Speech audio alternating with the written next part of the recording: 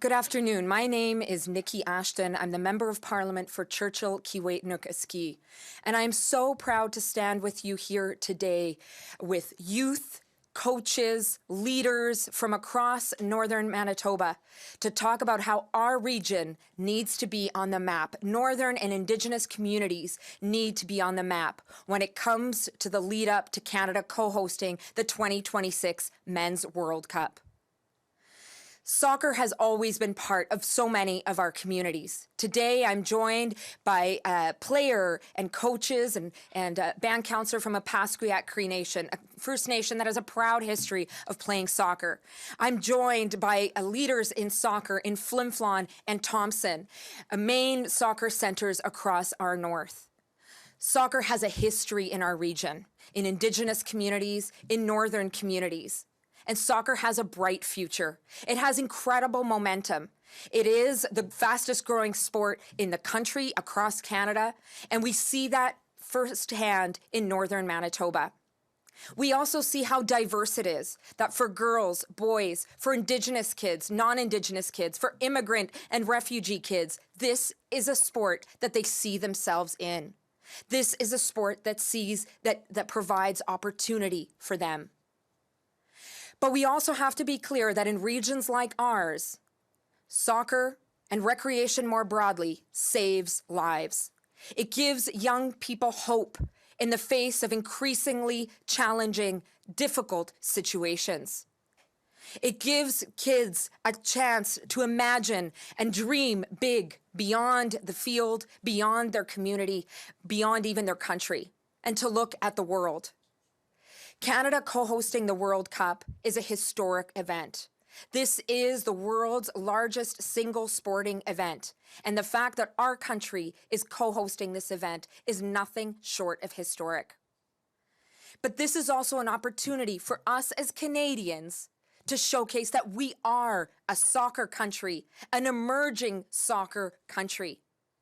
I think of my kids who tuned in to the World Cup just a couple of months ago. And they were so excited to cheer on Canada, so excited to cheer on Alphonso Davies. And they were also so crushed when Canada didn't make it further. And yet for me, for my generation, we were thrilled we were there in the first place. The ground is shifting. The next generation of kids across our communities and across our country is seeing that soccer is a sport for them. And so what we want to make sure is that as Canada rolls out its plan to co-host the World Cup, that it is supporting and investing in young people across the country, and particularly in young people that live in communities like where we are, in Indigenous and Northern communities that love soccer, that play soccer, but need the support in terms of infrastructure, in terms of programming, in terms of equipment, in terms of support across the board. So we are here to make a clear call to the Government of Canada and to FIFA that we want to work with you, and we want Canada to step up and work with Indigenous and Northern communities in the lead up to Canada co-hosting the World Cup. This is a message you're going to hear from leaders here today, coaches, players here today, that I am so proud to join with. I want to acknowledge those that are first standing behind me. Amy Singh Young, a player from a Pasquiat Cree Nation, just 18 years old, who's played soccer for years. Savannah Henderson, longtime coach and player and full-time educator. Frank Young, player, longtime coach and coordinator. And Dale Knutson, counselor for Pasquiat Cree Nation in charge of recreation and health. I also want to acknowledge that zooming in from northern Manitoba are Erica Christensen, the technical director for the Phantom Lake Soccer Club based in Flin Flon, and Nuno Pereira in my home community of Thompson, the president of the Thompson Junior Soccer Association. With that, I will pass on the mic to our first speaker, Amy Singh Young. Hi, everybody. I started playing soccer when I was 8 years old. And when I was 14 years old, I had to play in women's tournaments because I wanted to play a proper game with my friends. But my friends didn't want to play because they were afraid to get hurt. So they started playing when they were 16. And when we were 16, we tried to play together. but we kept getting split apart. When we were 16, we made our own team, the Superstars 2.0. It's a generational thing. My parents played on the first Superstars. Sorry,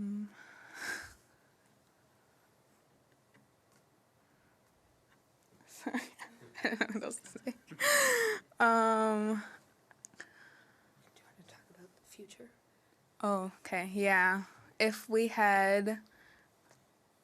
Since I started playing with women's at 14 years old, I didn't get as much experience as other people did.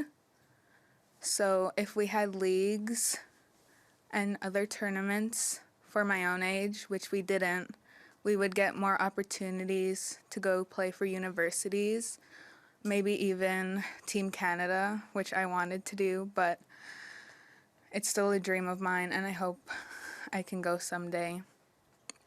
Thank you.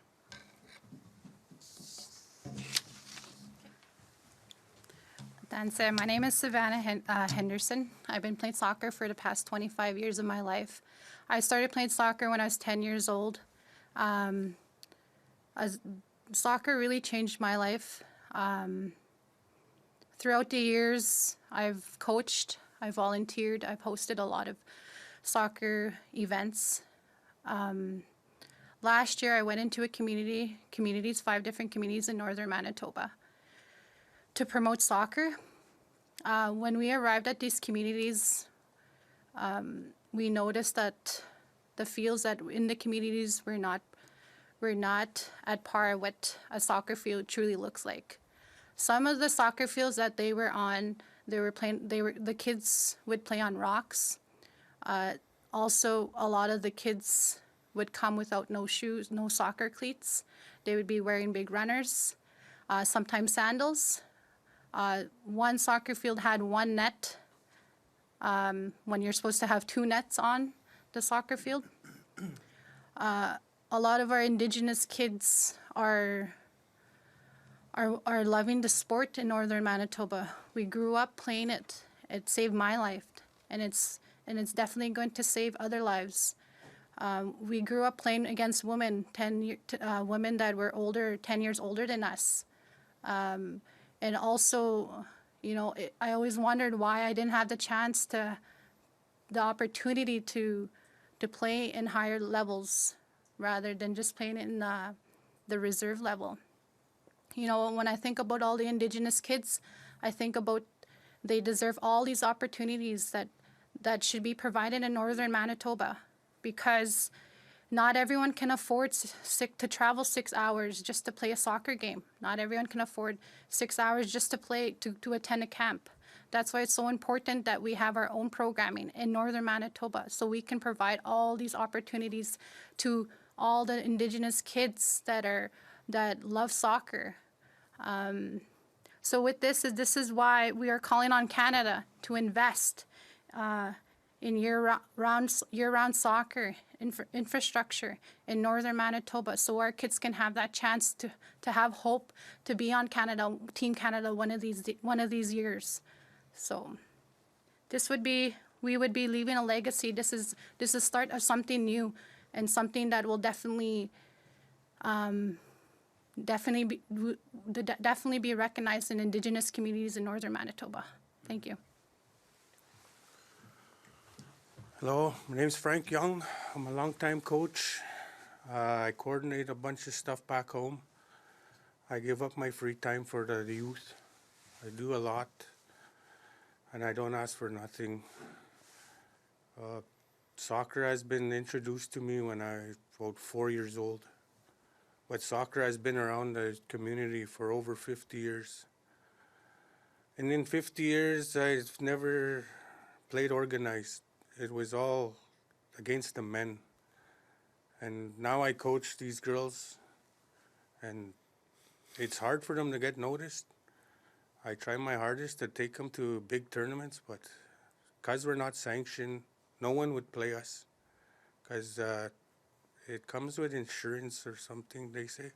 But if we had a youth league, these kids will get noticed, and it's the gangs that are really they try recruit them, but it's hard for me to tell this kid that he can't go hang out with his brother and his cousin because they're in a gang.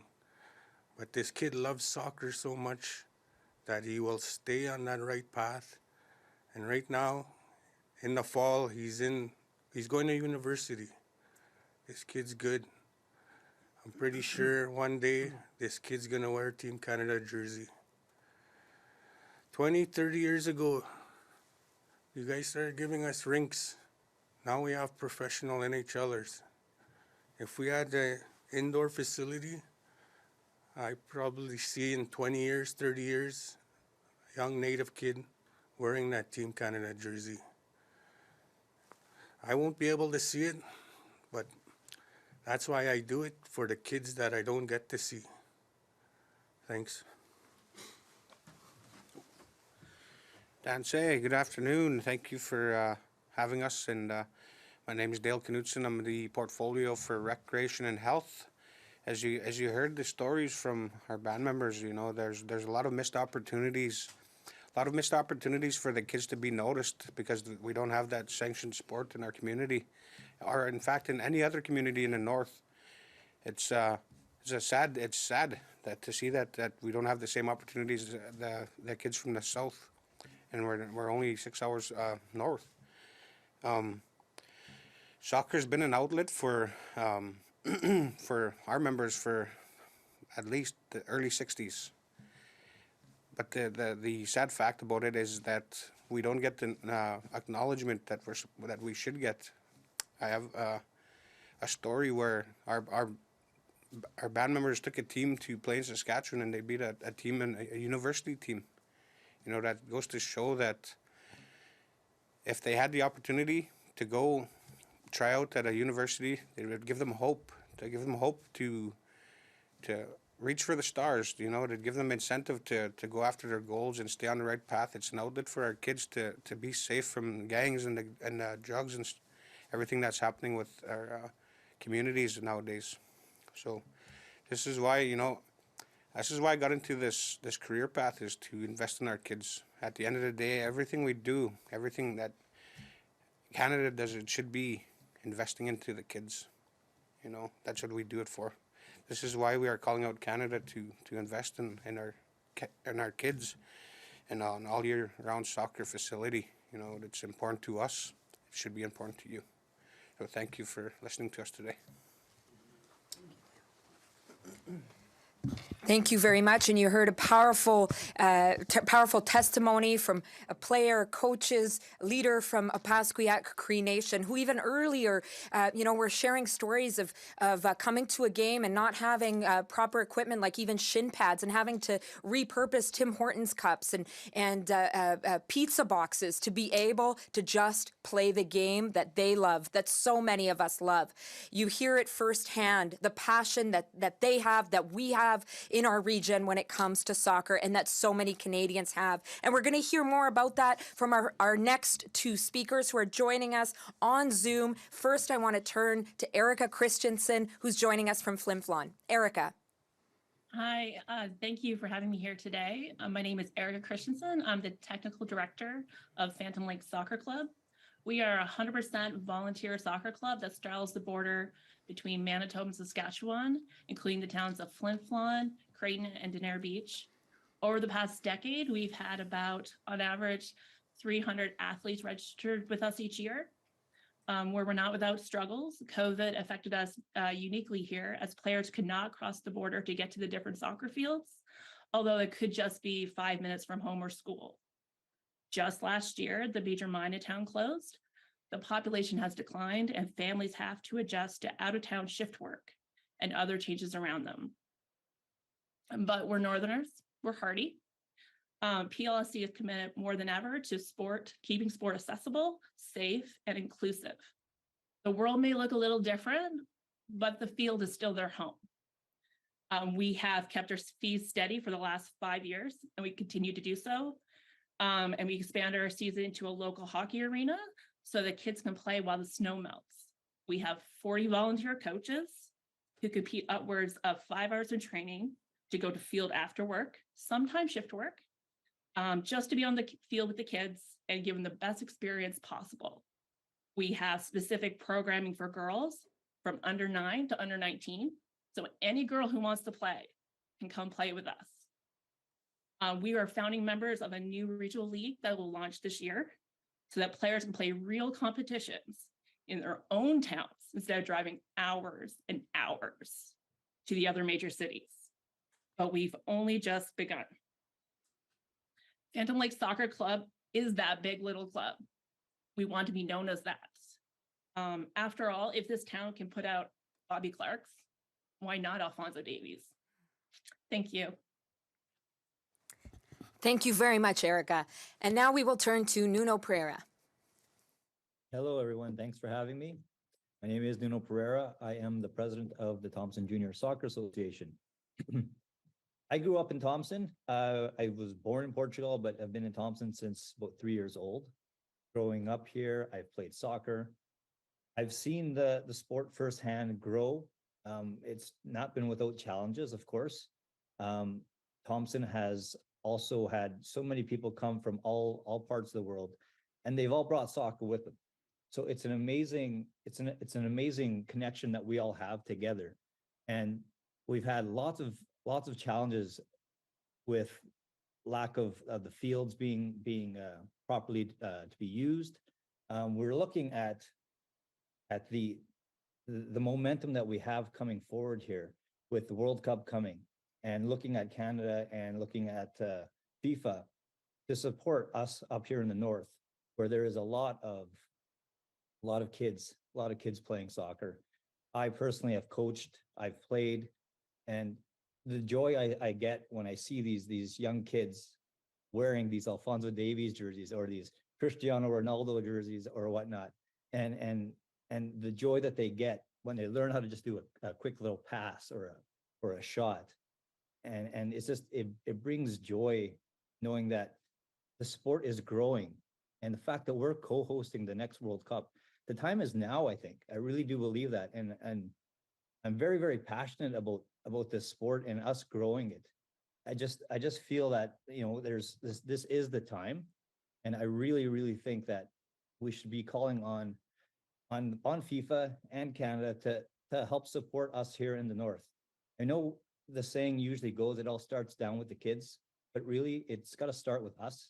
It's got to start with you, Canada. It's got to start with FIFA. We need the support, because these kids are going to grow up and they're going to do something very special. I really, really honestly believe that. I have such, you can tell the passion in my voice for this sport. So I really, really hope that we can count on the support from everyone. And I really appreciate the time that you guys have given me to speak here.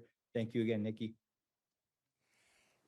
Thank you very much, Nuno, and thank you so much, Erica. You heard clearly from Flim Flon, from Thompson, the power of soccer in across our region. Communities where soccer has been part of our history in OCN over 50 years. Thompson, Flim Flon, many of us grew up playing it, but limited because of the lack of infrastructure, the lack of supports. And now we're seeing this new generation that knows Canada's on the world stage, that sees the possibility of taking the game up to that next level. But as so many have said very clearly here today, we need Canada to step up, and we want to work with Canada. We want to work with FIFA and all players around the table to make sure that Northern and Indigenous youth, First Nations, Métis, and Northern youth are on the map of this country when it comes to soccer in the lead up to Canada co-hosting the 2026 Men's World Cup.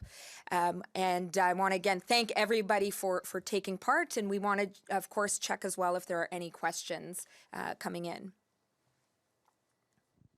There's no question in the room and on Zoom, so thank you very much for your press conference. That's it. Thank you very much.